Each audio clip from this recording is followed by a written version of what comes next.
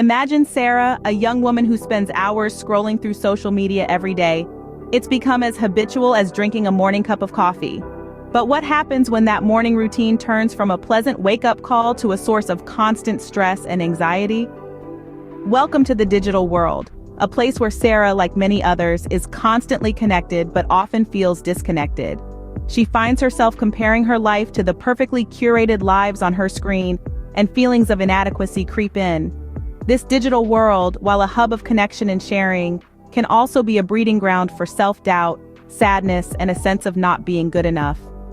Sarah's mental health is impacted by the constant bombardment of images, posts, and updates. The digital world, once a place of escape, has become a source of stress. Sarah's story is not unique.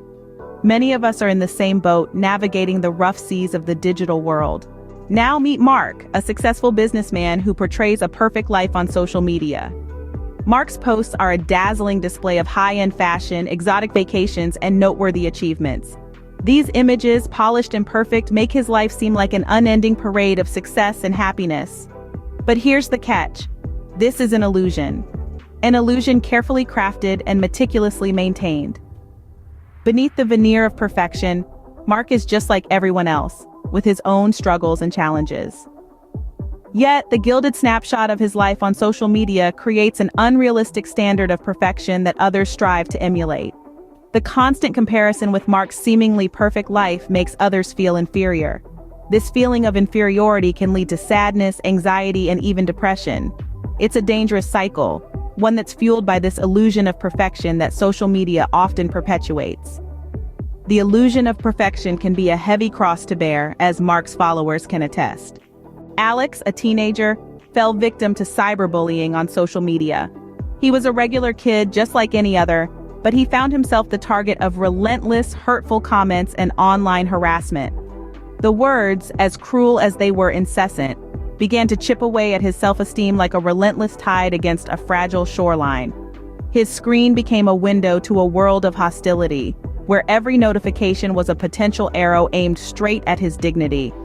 The impact of these virtual attacks was very real, causing him to retreat into sadness and isolation.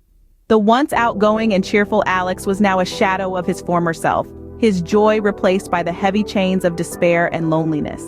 In the digital world, words can hurt as much as, if not more than, physical blows.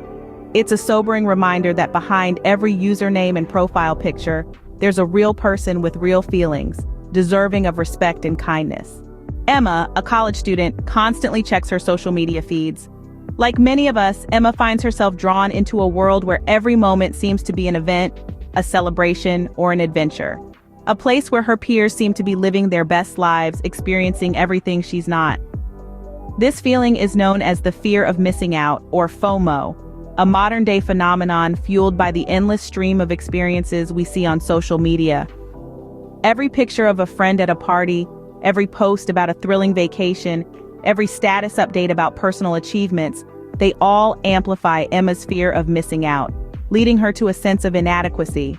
She starts to question her own life, her own experiences, leading to a deep-seated sadness. This constant comparison, this relentless need to keep up, it chips away at our happiness, making us feel as if we're always one step behind.